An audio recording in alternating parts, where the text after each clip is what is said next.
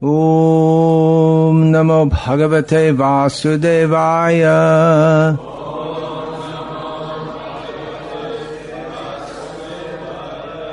Om Namo Bhagavate Vasudevaya.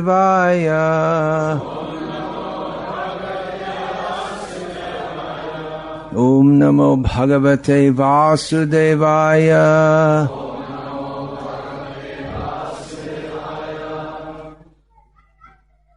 Bhagavad-gita as it is, translation and commentary by His Divine Grace, A.C. Bhaktivedanta Swami Prabhupada. Text 5 and 6 of chapter 17.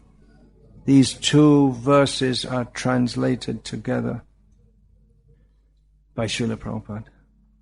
Ashastra vihitang ghaurang tapyante ye tapo janaha dambha hankara sangyukta kamaraga balanvitaha karshayanta sharirastham bhuta gramam achetasaha mam chaivanta sharirastham tan vidhyasura nischayan. Translation.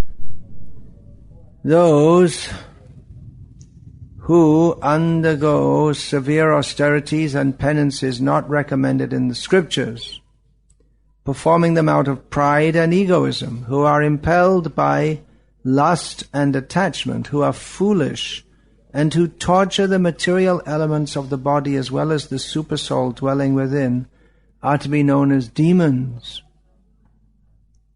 Purport. There are persons who manufacture modes of austerity and penance which are not mentioned in the scriptural injunctions. For instance, fasting for some ulterior purpose, such as to promote a purely political end, is not mentioned in the scriptural directions. The scriptures recommend fasting for spiritual advancement, not for some political end or social purpose.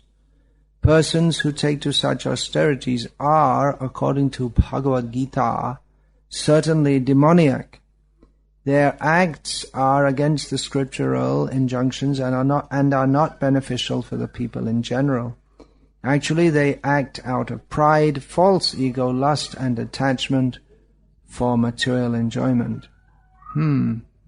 By such activities, not only is the combination of material elements of which the body is constructed disturbed, but also the Supreme Personality of Godhead Himself living within the body. Such unauthorized fasting or austerities for some political end are certainly very disturbing to others. They are not mentioned in the Vedic literature. A demoniac person may think that he can force his enemy or other parties to comply with his desire by this method, but sometimes one dies by such fasting. These acts are not approved by the Supreme Personality of Godhead, and He says that those who engage in them are demons. Such demonstrations are insults to the Supreme Personality of Godhead because they are enacted in disobedience to the Vedic scriptural injunctions. The word achetasaha is significant in this connection. Persons of normal mental condition must obey the scriptural injunctions. Those who are not in such a position neglect and disobey the scriptures and manufacture their own way of austerities and penances. One should always remember the ultimate end of the demoniac people as described in the previous chapter. The Lord forces them to take birth in the wombs of demoniac persons. Consequently, they will live by demoniac principles life after life without knowing their relationship with the Supreme Personality of Godhead. If, however, such persons are fortunate enough to be guided by a spiritual master who can direct them to the path of Vedic wisdom, they can get out of this entanglement and ultimately achieve the supreme goal.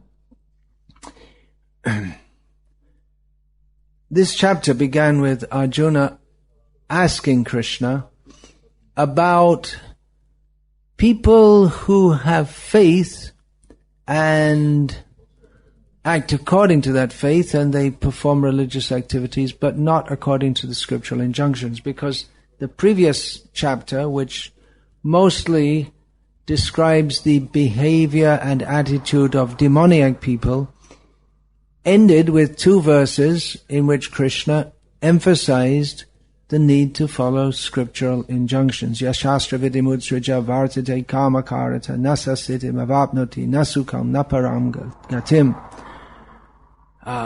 Krishna said that those who disregard scriptural injunctions and act according to their own whims cannot attain perfection or happiness or the supreme destination. Tasmat Shastra. Well, no, I'm forgetting. What is it? Tasmat Shastra. I'll have to look it up. Karya vyavastitos. Shastra.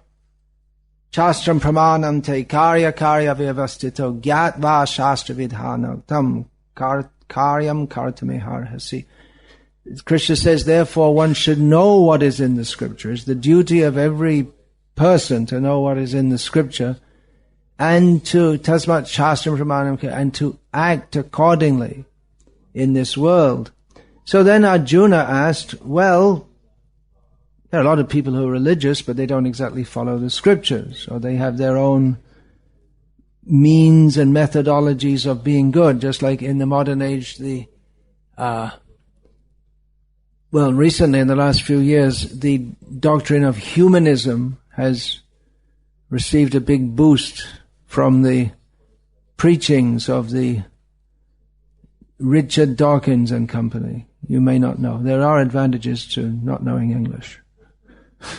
You don't get subjected to all this stuff.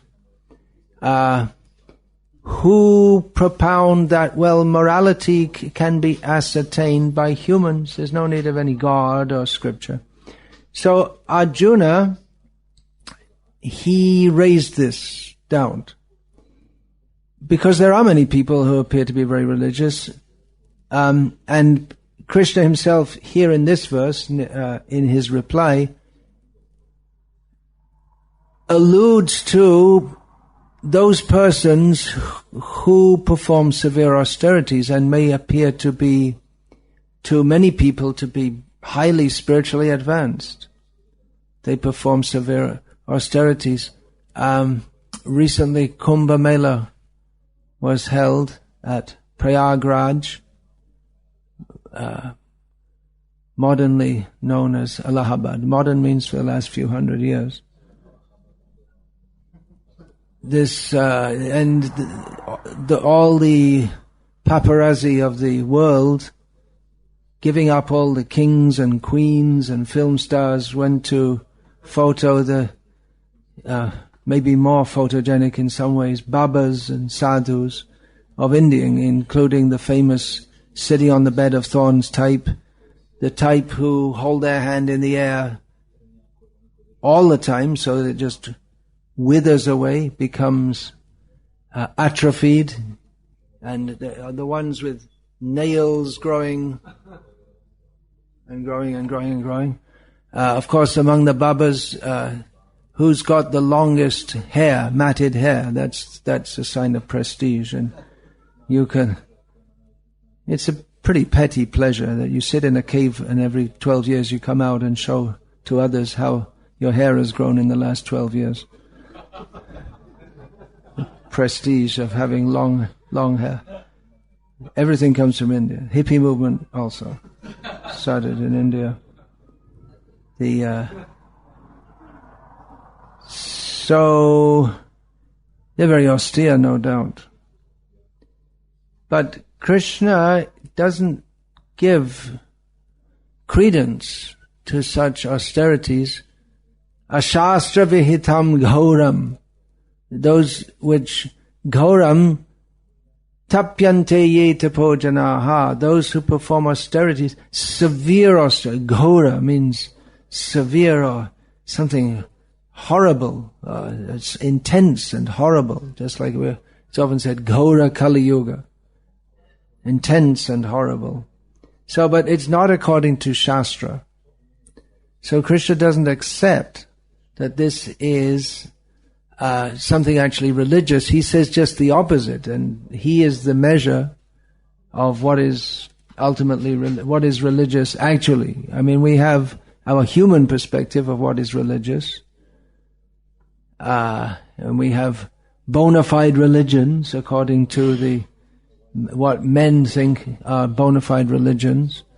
And we have what Krishna thinks is a bona fide religion. And Krishna says, Dharmang tu sakshat bhagavat pranitam. Dharma, roughly translated as religion, is that which is enunciated by the Supreme Personality of Godhead, which is Krishna himself. So Krishna says he doesn't like this. He doesn't consider it to be proper. In the purport, Srila Prabhupada 3 times refers to fasting for some political purpose and says it's demoniac. Well, a famous faster for political purpose was a person who was very prominent in some ways in the life of Srila Prabhupada. That is Mahatma Gandhi, who, for instance, after the independence and bifurcation of India, when Pakistan said, hey, you kept all the money and arms in India, you should give us our fair share. And from Delhi they said, forget it. And then Mahatma Gandhi went on a fast and said, you have to be fair and give them the weapons, so because Mahatma Gandhi fasted, then they gave them the weapons and the money, and they organized themselves and attacked India. And also,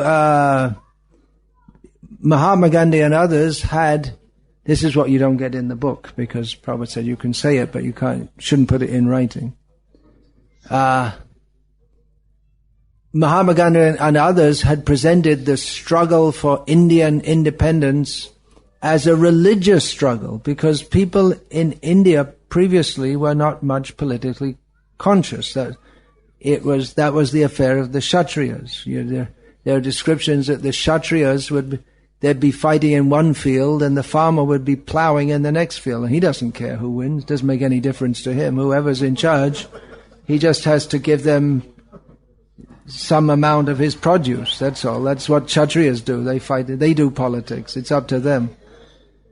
So people in India, it was difficult to get them politically aroused, but it's very easy to get them religiously aroused. So Mahatma Gandhi would go around and present it as a religious cause. So people thought, okay, we'll get India independent and then we'll stop cow slaughter, which for Hindus previously was just horrible. So it's just completely horrible that they're killing cows. But then they got independence and they said, okay, let's stop cow slaughter. Mahatma Gandhi said, no, because you have to respect all religions, and Muslims, they like to kill cows. So that was the end of that. So, fasting for political reasons, this was made into an art form, to use that cliche, by Mahatma Gandhi, and it's going on till the present day. It's part of Indian politics, like Telangana and all that kind of thing, for those of you who know, which probably means only Gauranga Prasad and Balakrishna. But anyway, it's going on. You know that guy, he fasted to death, lasted for about a day or two. Yeah. He didn't, he wasn't going to die. It was just a show. But in Northern Ireland, about 25 years ago or so, these IRA prisoners, they wanted special political prisoner status. And they said, well, one of them said, if you don't give it to us, we'll fast to death. And so one of them was fasting, and Maggie Thatcher, the Prime Minister of England, said, okay, fast to death. Okay, we don't mind. So one died, another died, one after another. So Maggie Thatcher was pleased. They didn't get their political status. But Prabhupada says it's all demoniac, because there's no such shastric thing as fasting for political reasons. There is tapasya. Tapasya is lauded in Shastra. Here in Bhagavad-gita, tapasya or tapaha is mentioned in this verse. Is mentioned several times before that also. What is that verse? Vita raga bhaya krodha manmaya mam upashrita Bahavo jnana tapasa putamad bhavam agataha. Krishna says that many persons in the past became purified by knowledge of me, being freed from attachment, fear and anger. Many persons in the past became vitaraga bhayakrota, with their minds absorbed in me, taking shelter of me, becoming purified by knowledge and tapasya, austerity. They came to me. And elsewhere Krishna says that at the end of chapter 8, he says that one who has knowledge of this process of simply thinking of Krishna and going back to Godhead, this surpasses all, among other things, tapasya. He describes himself as the ultimate enjoyer of all tapasya. Bhoktaram yagya tapasam. So, tapasya is mentioned as a bona fide process and one that can help in the development of Krishna consciousness, one that is not essential. It's not the essence, it is, the essence is not tapasya, but the essence is love of Krishna. But that is required generally that's required to help one to advance on the spiritual path. As Rishabdev said, he famously for us, because Srila Prabhupada quoted Rishabdev saying, Nayang deho deha bhajam riloke kashtan kaman arhate virbhujam ye. The first line of the verse says that, Rishabdev says that, having attained this human life, one should not live like a stool-eating pig. It's graphic. Graphic, you have that word in your... It makes it clear, and it's not beating around the bush, so to say. Not a vague description. And he uses, one should not work hard simply to attain the kind of pleasures which stool-eating pigs get without working hard. Kashtan means difficulty. But then he says, tapo divyam, one should perform divine austerities. So he doesn't say don't undertake difficulties, he says do undertake difficulties. But tapo divyam yena putraka shudyed, tapo divyam yena putraka shudyed brahma sokyam tvanantam. I lost some of the lines. But anyway, the purport is that by performing divine austerities, one can attain that platform by which one attains unlimited spiritual bliss. Yena sattvam shuddhyat. Yes, that's important. Sattvam should, that one can purify one's existence and attain to the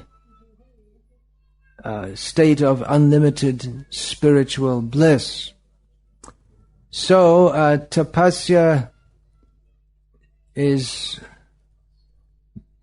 required for spiritual advancement. Actually, the word tapasya, that is sometimes translated as austerity and sometimes as penance, and there is a difference.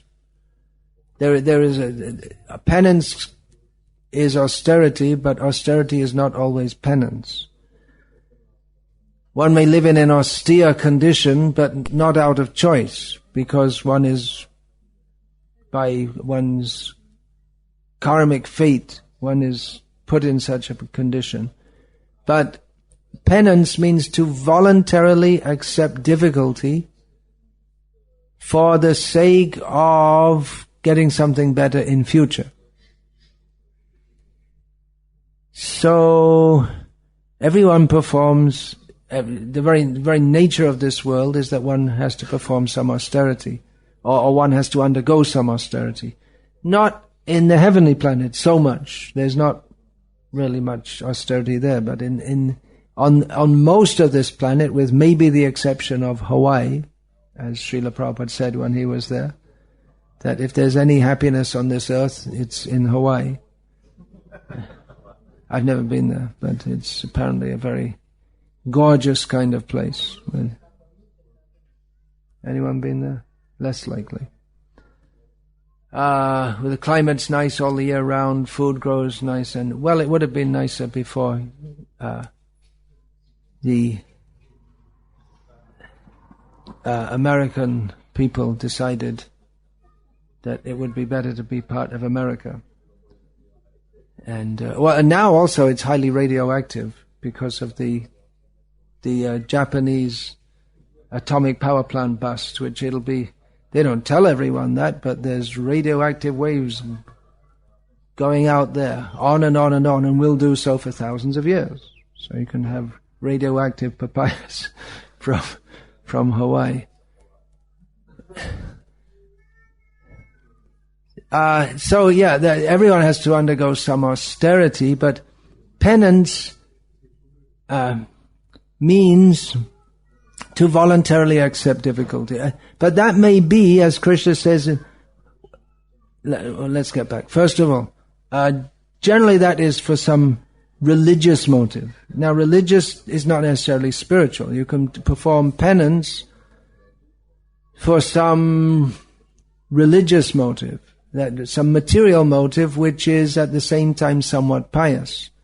For instance, Katyayani Vrata. We hear in the Bhagavatam of the gopis of Vrindavan performing Katyayani Vrata, which is a vow that unmarried girls perform to get a good husband by worshipping Katyayani, by bathing early in the morning in the cold river and eating only havishyana, that's raw rice and dal boiled together without any spices or any such things, and you only take that once a day. So it's some severe austerity, and it's religious to satisfy the goddess Katyayani, manifestation of Durga, for the sake of getting a good husband. So that's considered pious. Good husband means one who should be, among other things, he should be himself dharmic, he should be religious. Not good husband doesn't mean only good, young, good-looking, and well-behaved, and sufficient means of living comfortably. Money in the modern age, that means money. But he should be following dharma. So that's religious, but it's materially motivated. And one can perform penances for going to the heavenly planets. So it's religious, but it's materially motivated. And there's spiritual penance also. Tapo divyam putraka yena saddam shuddhyad yasmad brahmasokyam tuanantam. Spiritual penance means that one accepts some difficulty for the sake of purifying one's existence, becoming free from material desire. So there is a very great difference. Even though both are religious, the kind of penance that is undertaken for fulfilling material desires in a religious way is quite different. It's a different attitude to that of undertaking penance for the sake of getting free from material desires. Undertaking austerity with the idea that, well, now I will not enjoy, but later I'll enjoy more. And the penance by which one thinks that, okay, I'm withdrawing myself from enjoyment because I understand that material enjoyment binds us in this material world, so I want to get free from that. So that means entering into a life of sustained austerity. But of course, brahmasokyam tvanantam, that is sustainable if one is enjoying or even begins to enjoy a higher kind of enjoyment.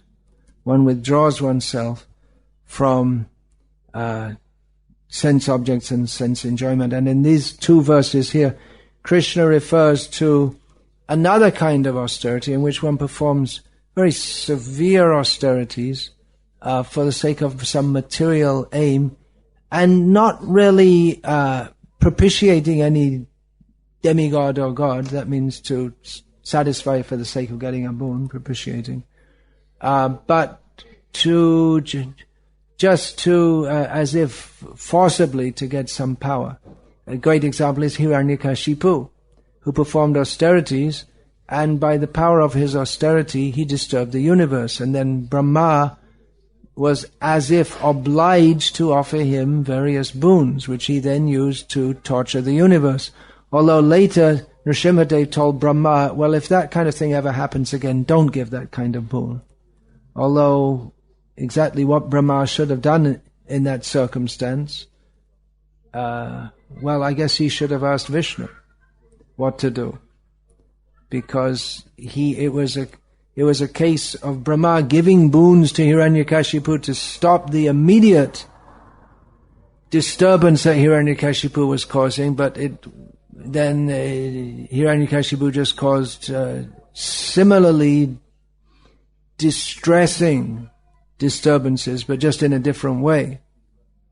We see also that Dhruva Maharaj, by his austerities, also disturbed the universe, although that wasn't exactly his purpose, but just by the power of his austerity. So we can see that there are some subtle laws of the universe that if someone can perform severe austerities, the harmonious interaction of all the different elements, which goes on according to Krishna's plan, Mayadhyakshena Prakritihi, under Krishna's supervision, that short-circuits the system, and the universe doesn't function properly. So austerities do have some power. We see also, just like for instance, you might have seen photos of some sadhus, or you might have personally seen sadhus, or Buddhists, or maybe even Christians, or whatever, who perform austerities, and they get some mystic powers by doing so. I think you were telling me, was it, or Gokul was telling me once about these Greek monks, and they perform severe austerities, and they get mystic powers, and their faces actually become bright and glowing by withdrawing from sense gratification, with even without a clear understanding of Krishna. One becomes enriched with mystic powers, if you consider that an enrichment. Well, it is a higher platform than simply earning money and going to the shopping mall. It is a higher level of consciousness, or a higher level of attainment. However, Krishna says that such persons are demons. And even though Srila Prabhupada here, alluding to Mahatma Gandhi and others, even though in some ways Srila Prabhupada also thought that Mahatma Gandhi was somewhat saintly, and much of what Srila Prabhupada said about simple living and high thinking, of course it wasn't Mahatma Gandhi's original idea, but it was something that Mahatma Gandhi promoted a lot, and Srila Prabhupada did also. I mean, this simple living and high thinking idea, it wasn't invented by Srila Prabhupada. It was invented by Krishna.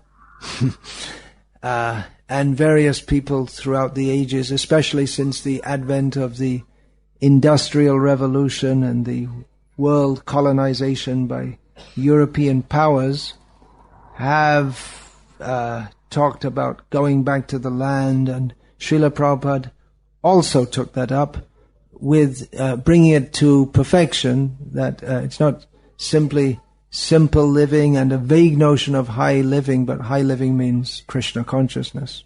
But definitely it was something that Mahatma Gandhi promoted, and when Srila Prabhupada was promoting it, first of all in India, he was aware that when he was writing these things in his early Back to Godhead magazines, that others who read this would immediately recognize that this is Mahatma Gandhi's message, that of living simply, without big industries, and Srila Prabhupada added to that the clear. Of course, Mahatma Gandhi also spoke about religion and this and that, but Srila Prabhupada made it very clear that religion means Krishna consciousness. But this severe austerities for some political purpose, of course, Krishna doesn't say that exactly in this verse, but Srila Prabhupada, in these verses, but Srila Prabhupada relates it, what Krishna says here, the general principle that Krishna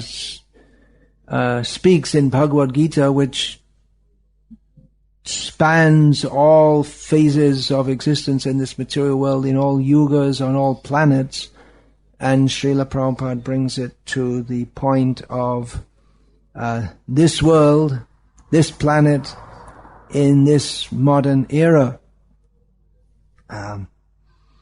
So, everyone performs austerities. You can't avoid it. And in fact, this place, Lika, it's also quite an austere place to live in. If we say it's an austere place, well, what do we mean by that? Well, we mean that it has long, cold winters. That's the main thing. And this hot weather we've been having here is atypical. This rain that we just had, a cloud burst, but that's more typical of generally our festivals here have been marked by plenty of rain and cold weather. So it's quite an austere place to live. It doesn't mean that everyone who lives here is a yogi. They're austere, but they're not yogis. So everyone undergoes some kind of austerity.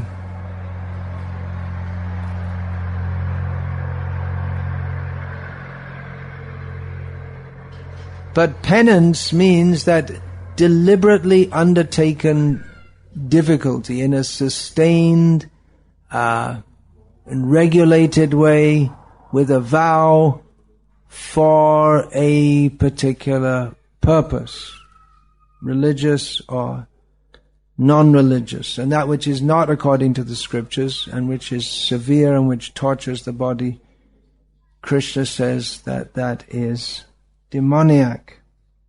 So austerity, especially in Kali Yuga, people live very, very difficult lives. Everyone lives a difficult life. That word austerity is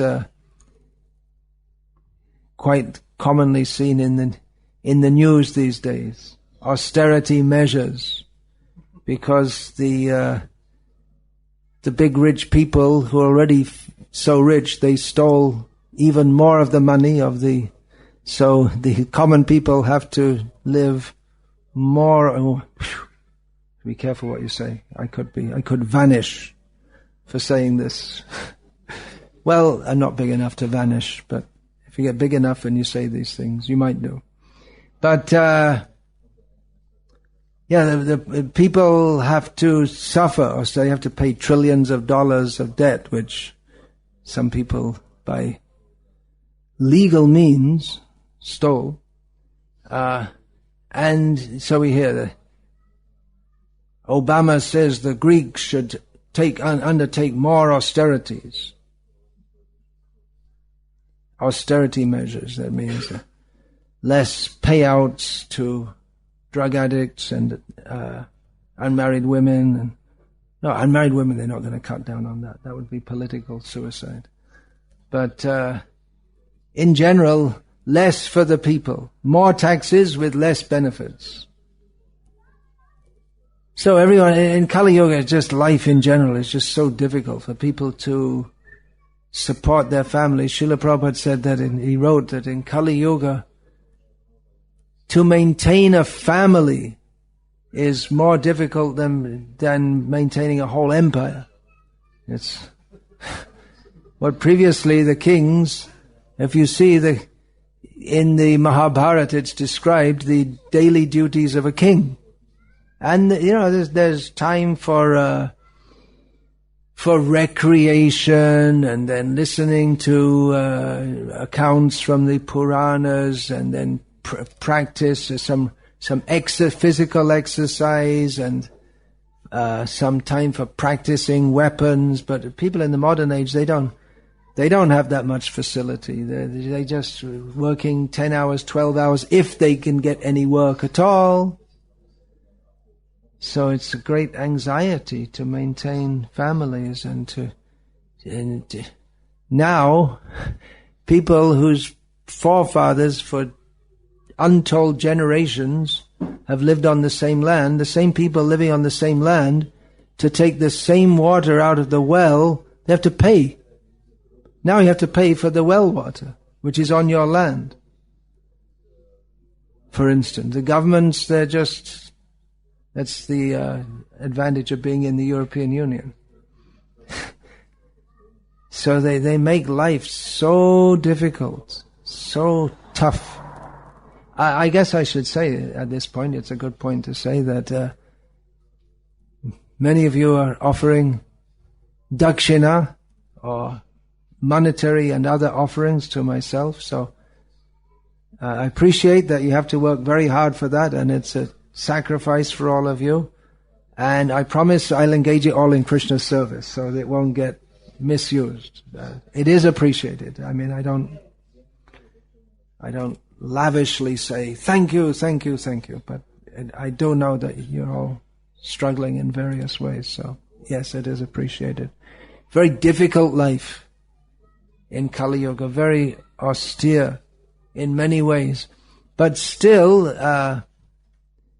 the whole atmosphere is so bad that people, instead of taking shelter of Krishna, they take shelter of horrible activities like intoxication, illicit sex, fantasies, computer games.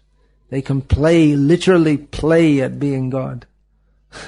They can zap some imaginary invader from outer space and get some feeling. I did it. But it's just imagination. And you might think that computer games, okay, they're for kids, but they're not just for kids. They're for grown-up people who never really grew up. Their intelligence never developed. They remained a child. It's a very strange situation to try to instruct people or give them knowledge of their real self-interest, but they're not interested to listen because they just want to run off and find a corner and play a game, play a computer game. So, and then they can forget to eat and drink or work or sleep, or they just get so absorbed that they're already living in a dream world, this world of imagination. They make another dream. Very sad that people are attracted to these things and not attracted to their real self-interest.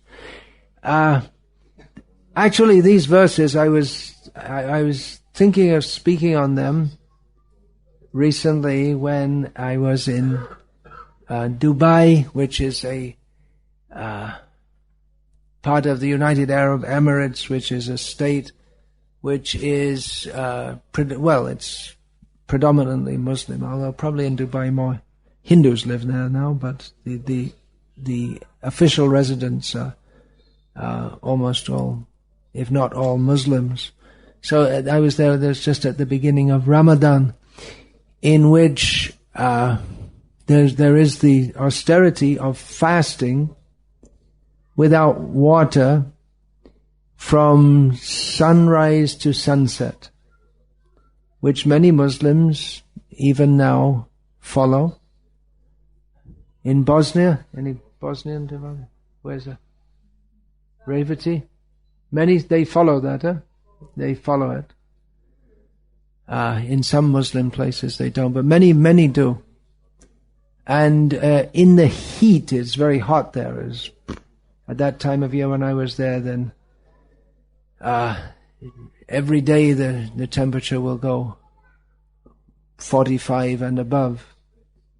It doesn't get cool at night. So when Ramadan, because it falls because it's according to the lunar calendar, so it falls at different times of the year. Now it's in the hottest time of the year, so it's a very severe austerity to follow that. And previously also, when there was no air conditioning in Dubai, it would have been much more so. So many Muslims follow that for religious reasons. They say we're Muslims, we should follow. You're allowed to eat between sunset and sunrise, and it seems, or so I'm told, that many Muslims during the month of Ramadan, they eat more than they do at other times of the year, because you're also from Muslim background. They have the first is the iftar, which is the breaking the fast, and then after about 2 hours after they have breakfast with iftar, which means they eat dates is traditional in those countries, and some little skewered things on meat. What's that called? Shish kebab. And just some snacks, which is quite a meal. And then about 2 hours after that, they have 2 or 3 hours, they have a huge meal. Then they wake up early in the morning with all that stuff. I don't know how it's digested. Well, that's and then before sunrise, they have another huge meal. So they eat a lot. And then they don't drink at all in the day in this severe heat. So not a lot of work gets done during that month. And at the end of it, one doctor told me they have a lot of cases of kidney stone problems because people don't drink water, and it's very difficult for the kidneys. So kidney stones are very common.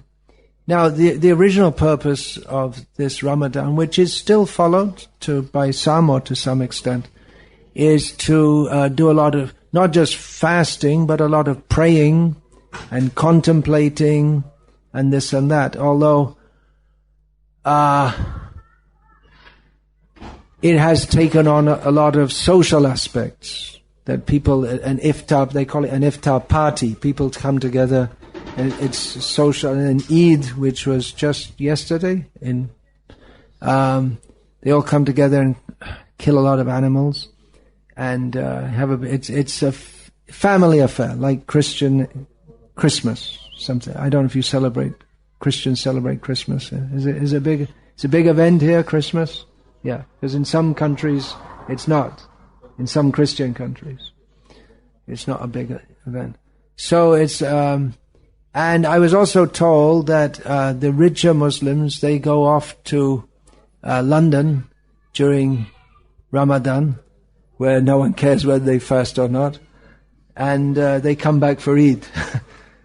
So a little bit of cheating there. But many people do take it very seriously, and they take it as a religious duty that we're Muslims, and I don't know if they have the concept that we're doing it for the pleasure of Allah, but the idea is there, that this is a religion, and it's a religious thing to do. But I was thinking of it in relation to these verses, where it causes a lot of suffering to the body, in the sense that just like getting kidney stones. Anyone had a kidney stone? Anyone here?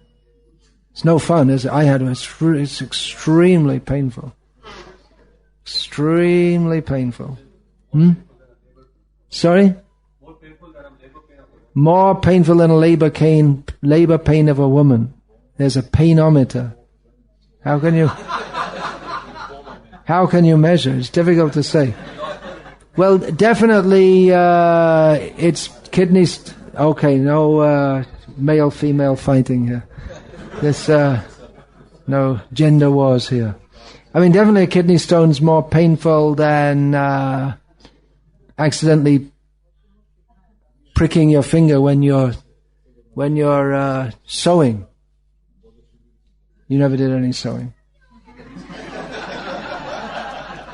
Brahmacharis, they have to sew their own cloth. Mothers do it otherwise. Well, nowadays if there's a hole in the cloth, you just throw it away. Go and buy another one. Get your credit card out and buy another one. So, definitely some things are more painful than others, but I don't know how. Anyway, it's damn painful, that's the point.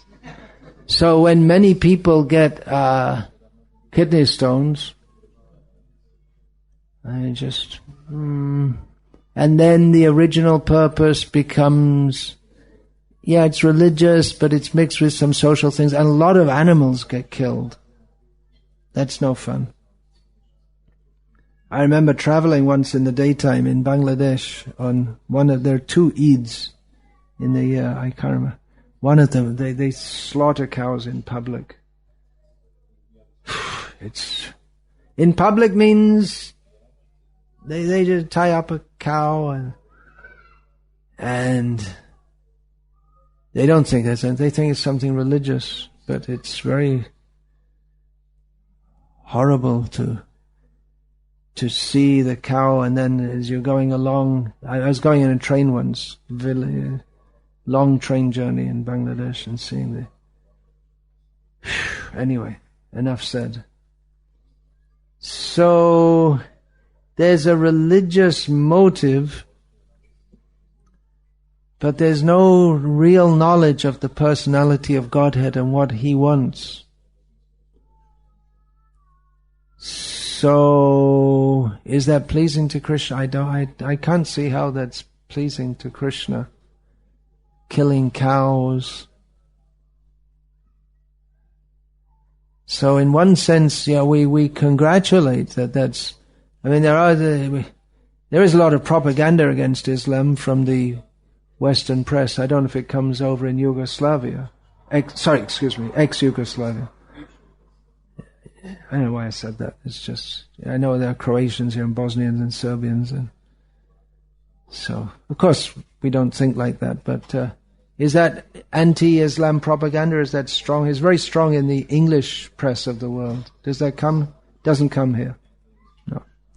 And definitely if you read the papers in the Arab world, the same events will be if you read about the same events in the Arab world, or if you read it in the New York Times, events in Palestine, you'll get a very different perspective on it. So, what is news? News is what they want you to believe.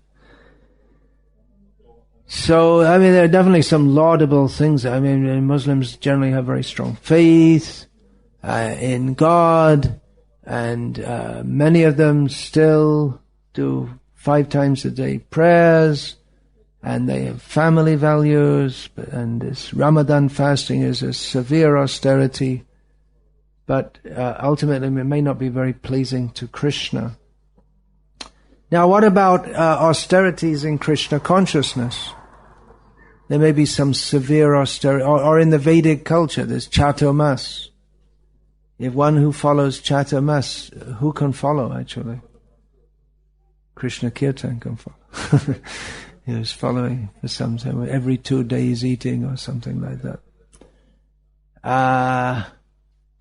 There's severe austerities there. Kartik, even to live in Vrindavan, unless you live in Vairagya Mahal or something, you don't understand. Vairagya Palace. You see advertisements in Vrindavan for new apartment blocks, AC, swimming pool. So, it's not exactly the purpose of living in Vrindavan is to invite dog hospital and all this kind. They have this in India now, dog hospital. Dog hospital. It's ridiculous. So it can be, it's very austere to live in Vrindavan if you live without fans, electric fans, or bottled water, and all these modern conveniences. It's a very austere place to live. And mostly devotees from the West who go there, and if they try to live as local people live, they generally get extremely sick. Or even before that happens, their nerves may get so frazzled that it's just too much. They can't take it. So it's very, very difficult to live there. Srila Prabhupada said that he made the facilities there at Krishna Balaram Mandir. He made facilities so that Western people can come and have the advantage of living in Vrindavan without the austere living conditions. But devotees, when they first went there, they didn't know anything about living in India. They'd sleep at night without mosquito nets, and they would get malaria, and they didn't know. Gradually, devotees learned what to do. And drinking water, what we would, potable drinking water, that means safe to drink, wasn't available. I remember shortly after I came into India with the purpose of staying there, I was in a town in Maharashtra, and I asked, as I was going shop to shop selling books, there was no bottled drinking water for sale there. He said, is there any drinking water? He said, no. What do the people drink? We just drink tea, we don't drink water. Just like in Vojvodina, what is that? I was told they don't drink water, they drink wine only. Someone told me that. Someone told me they never drink water.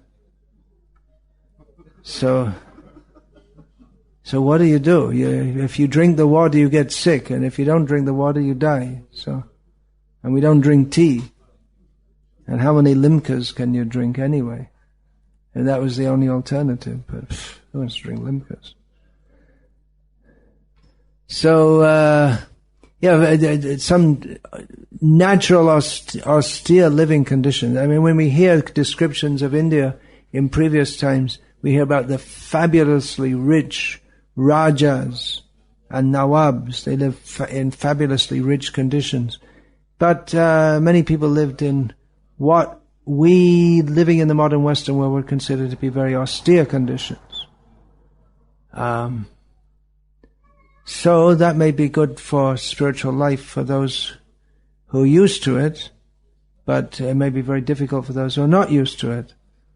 And on top of that, to take extra austerities, which generally all Hindus used to do, especially women.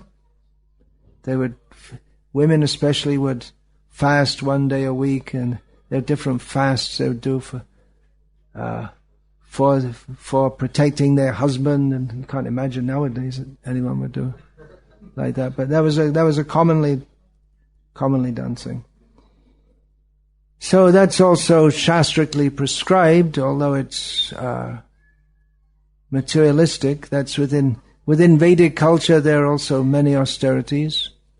It seems that nowadays people, they find it very difficult to follow. In the modern world, there's been so much emphasis on human comfort, making facilities for comfort, and even unnecessary things like tables and chairs. So, not necessary. People can sit on the floor, and if you're accustomed to it, it's just as comfortable. It's actually much better for health to sit on the floor, unless the floor is cold. But in Shastra states, don't sit on the floor without an asana, because that also makes sense for health, apart from anything else. If the floor is cold, which here it is, it'll always be cold, because this cement, which is just a few millimeters under that linoleum, if any of you thought that was wood, it's not wood, it's linoleum. It's cement, and it just takes the prana out of the body. It's naturally very cold. So, we find austerities are there, and some devotees, they follow, especially in Gauriya culture, the Kartik Vrata that is recommended, one should. And many devotees follow that quite strictly. Bhaktivinoda Thakur, under the direction of Jagannath Das Babaji, he wanted to institute among his followers performance of Chaturmasya, and he expressed distress that devotees nowadays, they don't follow Chaturmas, although Chaitanya Mahaprabhu and his followers, they would follow it to some extent. I also, again, when I first went to India, it's changed a lot. That some people, householders also, they would follow Chaturmas. I remember in one town I was in Bangladesh, and in the evening after work during Kartik, people would go for kirtan, either in people's houses or in temples. Everyone would follow that. And as I was going back one night to the temple where I was staying before we had an ISKCON temple there, someone pointed out to me, this house, they have kirtans every night, and the person there, he's following Chaturmas. He doesn't come out of his house for the whole 4 months, which is another austerity, if you can do that. Mostly retired people would do that. They have vanaprastha. They're meant for more austerities. So there are, certainly austerity and penance is there in Vedic culture.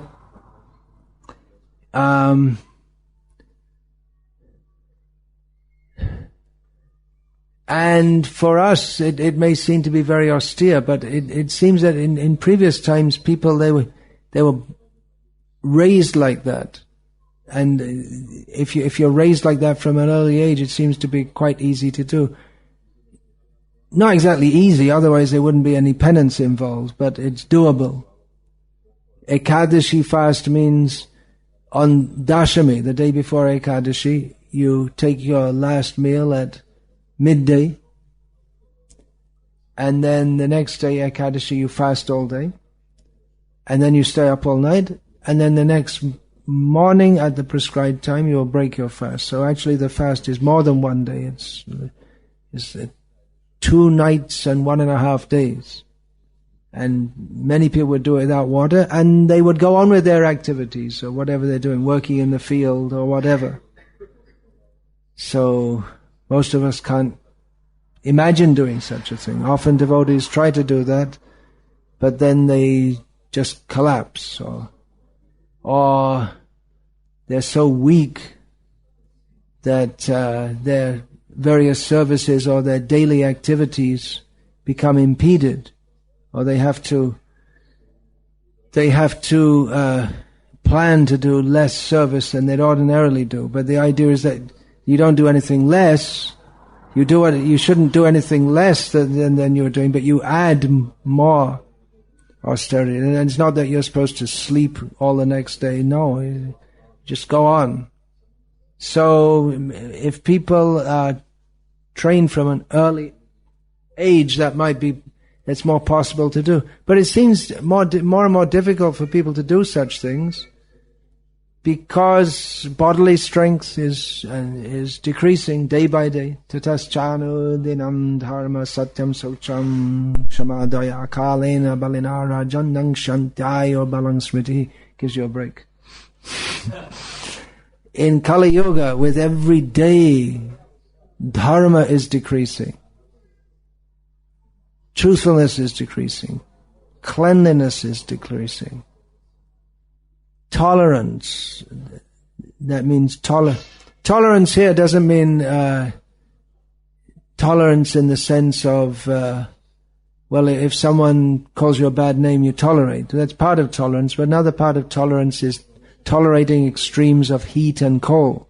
That's more the meaning of tolerance, not being disturbed. Samadu sukha kshami, Krishna states in Bhagavad-gita. One spiritually advanced person, a devotee, he tolerates, he remains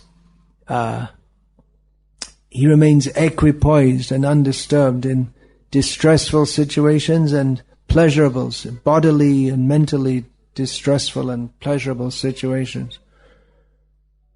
So tolerance decreases, mercy decreases, lifespan decreases, bodily strength decreases, and mental strength decreases. So even if one is trained from a young age, and maybe we see often that the young children from a young age, they're sick right from the beginning of life. It's quite a common thing. That may be Also, they get some injections to make them healthy, and who knows what the injections do. First thing, come into the world and the first thing you get is an injection. So, and in many cases, anyway, I shouldn't go off topic, but many times the children are born weak because their mothers and fathers also never ate any good food, and sometimes the children with the mother's breast milk, they take in all these heavy metals which have accumulated in the mother's body. So, for various reasons, it becomes seems becoming more and more difficult to perform what would previously be considered quite ordinary austerities that many people would do. It wouldn't be considered a major thing for people to perform Ekadashi fast or Chaturmasya fasting. It seems to be becoming more and more difficult for people to do so.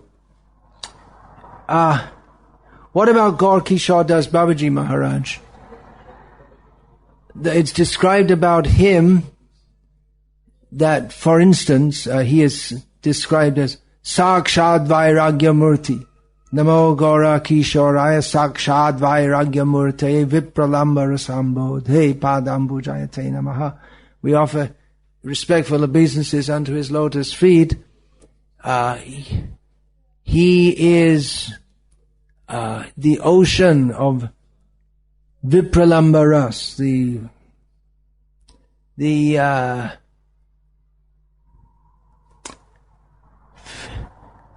feelings, the ecstatic emotions of separation from Krishna. So we offer him respects, who is Sakshad Vairagya Murti. He is the direct form of Vairagya. Vairagya means non-attachment. And it's often understood to mean austerity, a vairagi. When we say refer to a vairagi, that's generally understood to mean a person who lives a very austere life. Of course, real detachment doesn't necessarily include living a very austere life. Real vairagya or the best vairagya is yukta vairagya, in which one can live in opulence and not be attached to it, and use it for Krishna's service. Gaur Kishore Das Babaji Maharaj, for instance, he was going blind, and Bhaktivinoda Thakur arranged for medication for him and a certain diet to follow. But he refused because he thought, I don't want to do anything to look after my body. So he went blind. And there are all kinds of narrations about him that he would live next to the latrine because he was always getting disturbed. He just wanted to chant Hare Krishna, and there were people coming and disturbing him all the time, so he went to live next to the latrine, which people won't like to go there because it's a contaminated place. Nowadays everyone has a latrine inside their house, but that's a contaminated place and no one would like to go there. So apart from the smell, no one would like to go there because it's a contaminated place. But he made his residence next to the latrine because he thought, well, if I live there, then no one will come and bother me. I can just chant Hare Krishna. And he used to eat rice uncooked, soaked in Ganges water. Ganges water is muddy water. It has particles of mud in it. He would soak that in a skull and eat it. Whose skull? Human skull? I guess human skull, yeah. That's what it's the kind of thing tantrics do. It's some people who think they're quite fashionable. You might have seen. They keep on their desk a human skull. Not many people. Some people do that. It's kind of fashion. Strange fashion. But yeah, in India there is, was less so now, a very strong tantric tradition in which there's all kinds of black magic and things like that. So I mean, he was extremely austere. And karshayanta sharirastham tapyante ye tapojanaha. This it seems he would fit that description, Gaura-Kishora Das Bhabji. He performed severe austerities that harmed the body. So is there anything in Shastra that you shouldn't take? Because he wasn't eating properly, you could say. He was going blind. So for anyone else that would be considered something practically demoniac, and he didn't accept follow. People would come to him and he would reject them because they would try to imitate him. But his austerity was not on the platform of performing austerity for the sake of spiritual advancement. His was on a completely different platform. That he just, like Raghunath Das Goswami, Rupa Goswami, they didn't want to waste time eating. They got more important things to do. They didn't want, they saw the body as something extrinsic, and they didn't want to give any attention to the body because they're so much absorbed in pure Krishna consciousness. So on that platform, it's not really an austerity because they don't have any identification with the body whatsoever. And Gaura-Kishora, he doesn't care whether he can see or not. He's not interested in seeing this world anyway.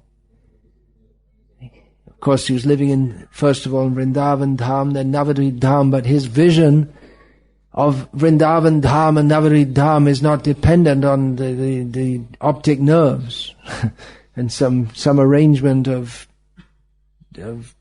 molecules and the doctors, they could say better, there's eyeballs and black liquid inside the eyeball and all that kind of stuff. So,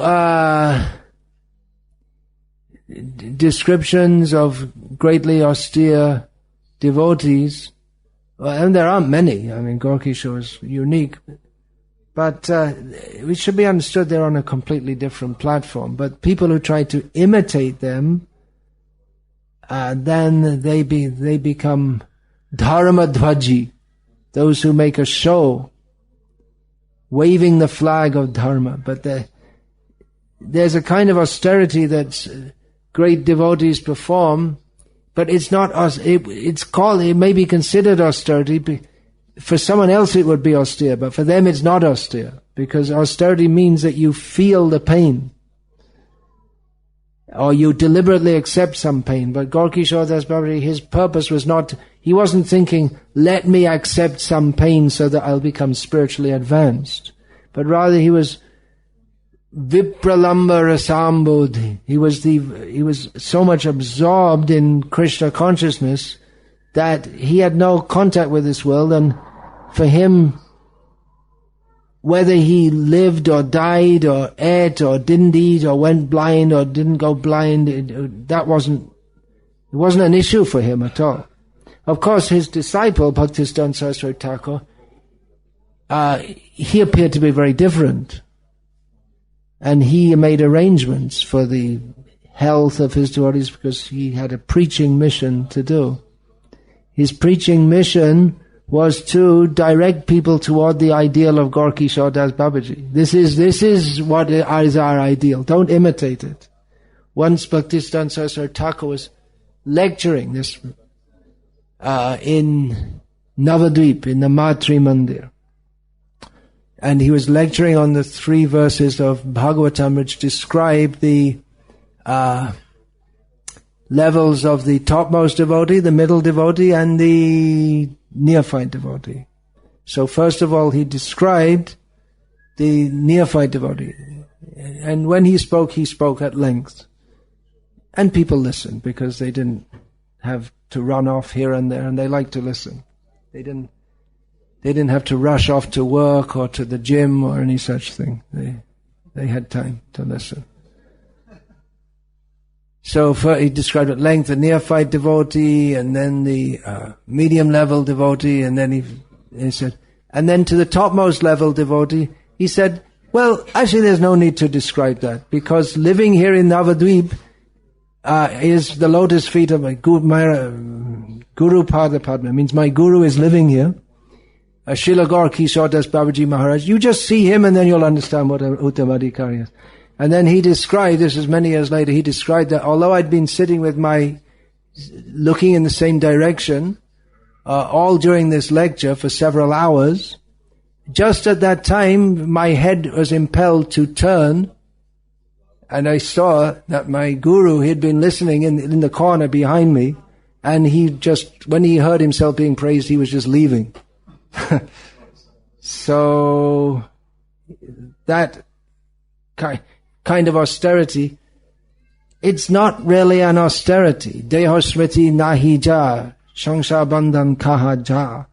One who's not even conscious of the body, then obviously he's not bound in this mature world. He's on a completely different platform altogether.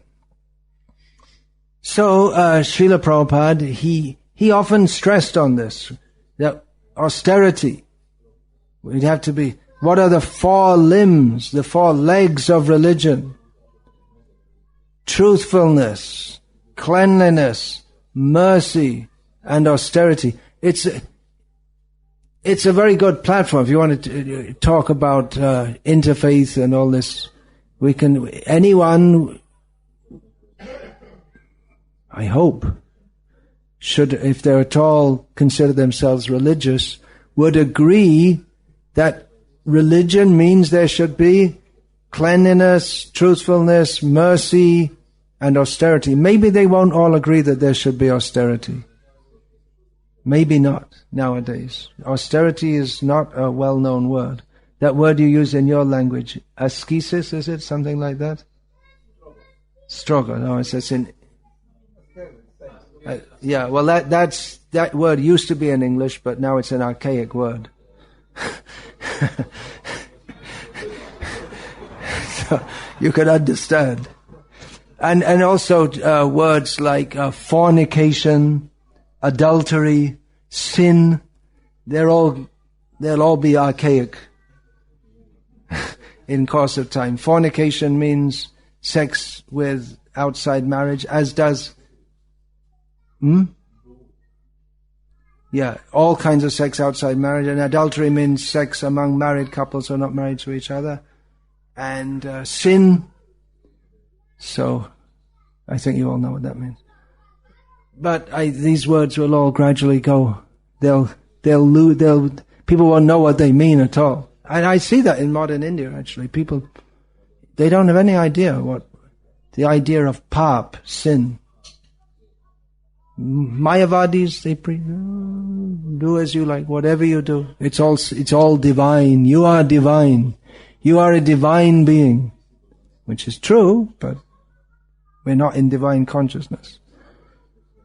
So, how did I get onto this? So, I lost my track. So yeah, austerity. Srila Prabhupada stressed there must be austerity. He often quoted this, tapo divyam. We should have divine austerities. But he said in our Krishna conscious movement, the austerity is no meat eating, no gambling, no illicit sex, and no intoxication. Those are the basic austerities. Which, sometimes he said this is just basic human life. But sometimes he said that's the austerity. Because to be a human being in Kali Yuga seems like a great austerity. And people, they often protest, what is this? No illicit sex, no intoxication. It's terrible. What are you doing? This is and you can't raise your children like that. Take the children away. What are you doing to them? No TV, no cinema, no rising early in the morning. What is this? How can you live like that? So Srila Prabhupada said those are the minimum austerities. He also wrote in one of his Bhaktivedanta purports that performing deity worship and distributing Krishna conscious literature, distributing books, these also require much austerity. And actually in deity worship, if it's actually executed and not as a kind of hobby, then do it if you like, and if you don't bother. If it's actually done, then it is an austerity. And pujaris, they're often up late and they have to get up early. And after Janmashtami, others might take have a little lie-in, but the pujaris, they have to be up for Mangal Arati, because Krishna, he doesn't lie in after Janma. He's up till midnight and then he's up again at 4 o'clock in the morning. So there are many austerities, lots of work to do. There's no end of the services that a pujari in a temple where deities are properly served. There's no end. There's so many things to do. So there are many austerities in that, and in book distribution, many austerities, physical, mental, having to deal with all kinds of different people, with all kinds of what can be very frustrating. Everyone has all kinds of reasons for not taking the book, and they just think it up on the spot, and because they didn't expect to get approached. But none of them are very good. But it is an austerity to deal with all these materialistic people, and just sometimes you already say, well, it's not my propensity to go on book distribution. I don't think it's anybody's propensity. Maybe some people have some kind of sales flair, but it's not what people think of when they think of spiritual life. So it is austerity, but that pleases Krishna. That is an austerity by which Krishna is pleased. So these are austerities in Krishna consciousness. Coming here to Lika is a kind of austerity, living this austere life here. Now there are more facilities, but you could have all gone to the beach in your summer holiday, or gone driving around the forest like all these people from Netherlands, especially. There's so many from Netherlands, France, Belgium, Germany, Italy, Poland, even from Ukraine. Some people in Ukraine have enough money to drive to Croatia. So you could be having a life of sense gratification 1 week a year, but you come here. So there is austerity in Krishna consciousness, but Srila Prabhupada didn't encourage or mandate that we should be very austere. He did encourage devotees to go on book distribution, to serve the deity, and he would appreciate that devotees would take trouble in doing so. But I don't think there's any case of Srila Prabhupada telling devotees that you must perform Ekadashi fast without water or any such thing. He said it was good to do so. He didn't discourage devotees from doing so, but it wasn't something that he mandated. Maybe after some generations, that will become more of our Vaishnava culture, especially if devotees are living in farm communities and they're not going out so much for preaching, and then this kind of thing will come naturally as part of the Vaishnava life, but it wasn't something that Srila Prabhupada insisted on. So austerity is required for spiritual advancement.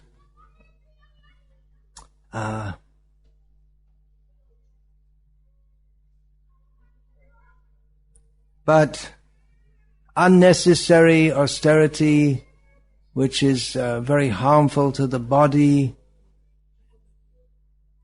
this is not a good idea, because we have to use the body to serve Krishna. There's in another story from the time of, or anecdote from the time Bhaktisiddhanta Saraswati Thakur. There are many of these collected in that Bhaktisiddhanta Vaibhav book.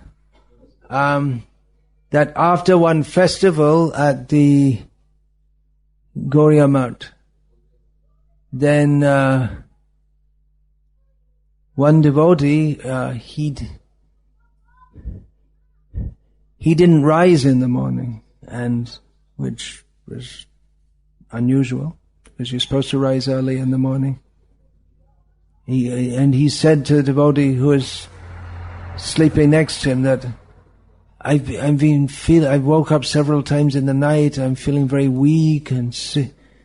He said, "Why didn't you get up?" I said, "I'm feeling very weak and sick." And the devotee said, "Why didn't you call me in the night?" He said, "Well, I didn't want to disturb the devotees." So the devotee who related this said that, well, that was a laudable sentiment and not to want to disturb the devotees, but I would have thought it would have been better if he did so, because rather than just die or get extremely sick, he should have got medical help. If he'd have just died, then how he couldn't have gone on serving. The body is meant for Krishna's service. Chaitanya Mahaprabhu also said that to Sanatana Goswami when Sanatana Goswami was thinking of killing himself, because he thought, I can't serve Krishna properly. But Chaitanya Mahaprabhu chastised him and said, "You can't kill yourself. You already surrendered to me. Your body doesn't belong to you. It's my body. Your body is my body, and I've got a lot of work for you to do, a lot of service to you, so you just can't kill your body because you're feeling disappointed."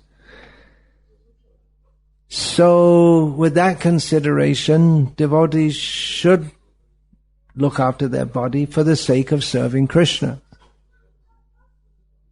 How to do so without becoming so much bodily conscious, that also, how to keep the balance. Because when the body does start to become a little healthy, then it feels good. And that good feeling can be an obstacle in devotional life. On the other hand, if the body is sick, it's very difficult to perform even basic sadhana or service.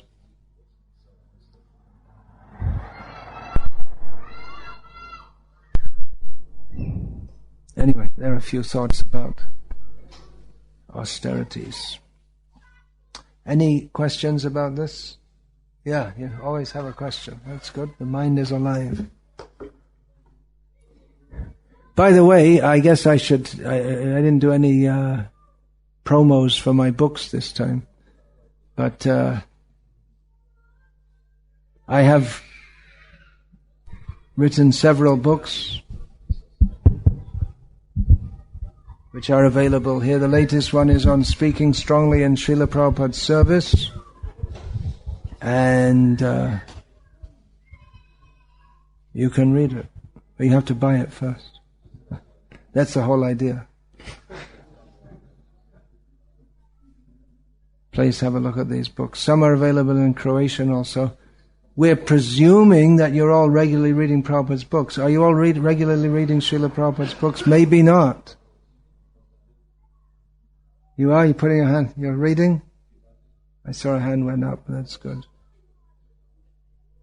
You're regularly reading Srila Prabhupada's books?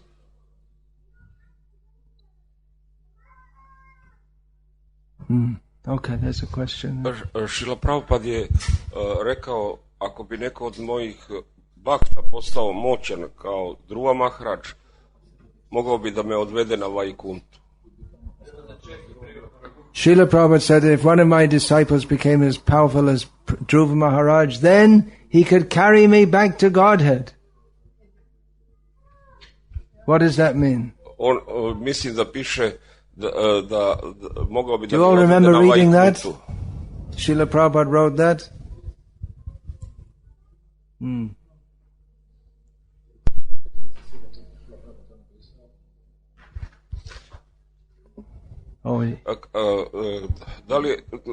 Da li je to vizija Srila Prabhupada i kako kako bi našta Šrila Prabhupada aludira i kako bi se mogla objasniti ova vizija.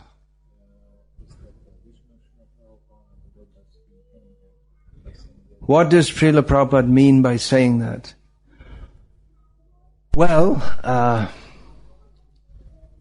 it might seem presumptuous to read the mind of pure devotee, but we are supposed to, what he's written we're supposed to understand, and when it's not completely straightforward and easy for us to understand, then we have to apply the intelligence that he has given us, ajnanatimirandhasya jnananjana shalakaya chakshurin militam yena tasmai Sri Gurave namaha, to understand this. Well, presumably almost all readers of this, those who are Srila Prabhupada's followers, will understand that this is an expression of Srila Prabhupada's tremendous humility. He's carrying us all back to Godhead. So it's an expression of his humility, that he's actually thinking like that. It's difficult to understand because pure devotees think themselves very fallen when they're the most exalted. So in that sense, what they say often doesn't tally with reality. Just like Maharaj was quoting this morning, this Narottam says that Daya Karo, what is that? Nityananda, Premananda Sukhi. Who was quoting that? No, it was a lecture I was listening, a taped lecture I was listening to, recorded lecture I was listening to. Kripa bolo kano koro ami boro duki. Narottam Das is praying that I am very fallen. So he's praying to Nityananda to give me the glance of your mercy because I'm very unhappy. So pure devotees think like that, even though they're the most exalted. Srila Prabhupada would often, sometimes he would quote from Chaitanya Charitamrita, the statement of Krishnadas Kaviraj Goswami, that Jagai Madhai hoite mui se papishta, puri shera kita hoite mui se loghishta, jai mora nama shone, tara punna koi, jai mora nam loi, tara papa hoy. He wrote that I am more sinful than Jagai and Madhai, and more insignificant than a worm in stool. Anyone who hears my name, their pious activities are diminished, and one who says my name, they become sinful by doing so. So Srila Prabhupada in one lecture commented that Krishnadas Kaviraj, he's not just saying that as some kind of poetic embellishment, but he actually feels like that. That is the humility of a Vaishnava. Sarvotam hoya apanai mane trinadham. That's Chaitanya Charitamrita also says that even one is situated on the topmost level, but he thinks himself, apanake, he thinks himself very lowly and fallen.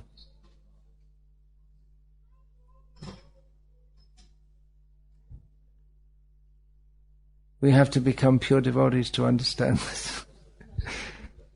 It's not really understandable. It doesn't, in one sense it doesn't make sense. But in the highest sense it is sense, and anything else is nonsense. To think of ourselves as anything but insignificance is actually nonsense, because we are insignificant. So even though Srila Prabhupada was saving the whole world, he thought himself insignificant. One who thinks himself insignificant may be empowered to save the whole world. This is not the ABCs of spiritual life. When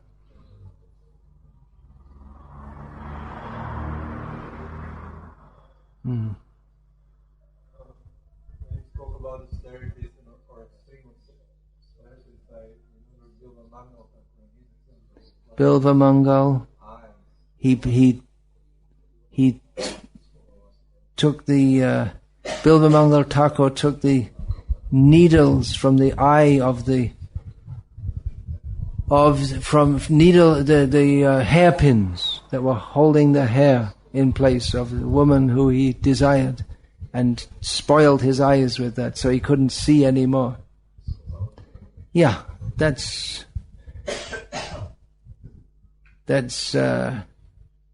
not recommended for everyone. We have a lot of blind devotees.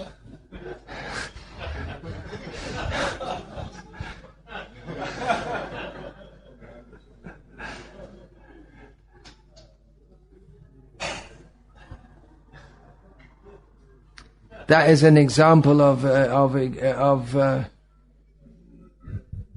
extreme eagerness to attain Krishna consciousness.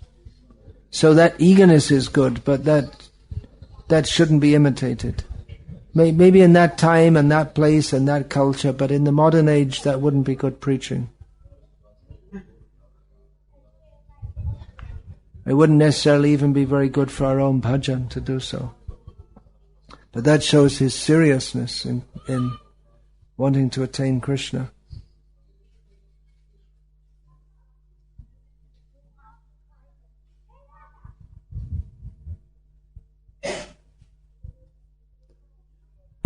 Hare Krishna.